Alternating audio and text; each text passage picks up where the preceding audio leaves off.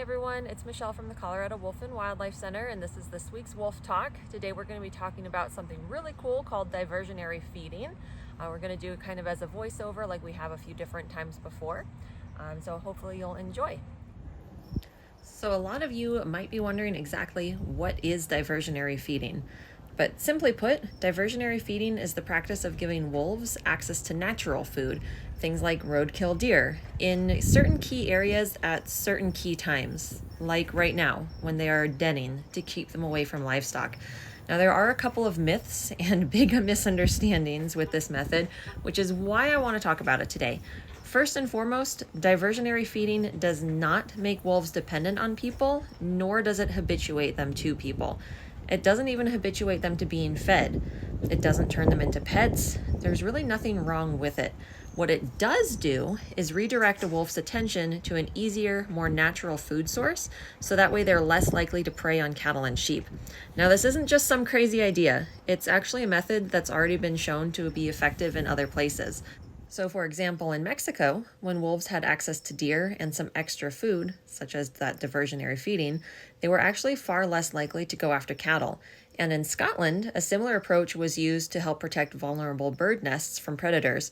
And then there's some studies here in North America that have shown that when carcasses are available, wolves will often change their behavior, traveling less and relying more on those carcasses than on livestock.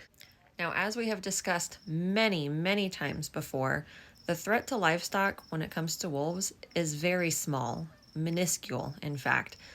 Colorado livestock producers lose 115,000 cows and calves every single year in our state, and most of those, over 114,000, are lost to disease and weather. In fact, all other predator losses alone count for just about 1,000. So it's not very common that wolves will actually take livestock. So don't forget, wolves do naturally scavenge on carcasses. And so this is why Colorado Parks and Wildlife is kind of playing with the idea of using this technique as part of a larger effort to reduce conflict. And that's really important because not only does this help ranchers, but it helps wolves too. The truth is, killing wolves every time there's a conflict doesn't work in the long run. That's something that we all know, but we do need smarter, more compassionate solutions, and this diversionary feeding is certainly one of them. So not only does this approach allow us to help support livestock producers, but critically, it does help protect our wolves too. So this is a practical, science-based step towards coexistence, and it really shows that Colorado can lead the way in doing conservation differently. Thank you all so much for watching today. We hope you really enjoyed it, and we'll talk to you next week.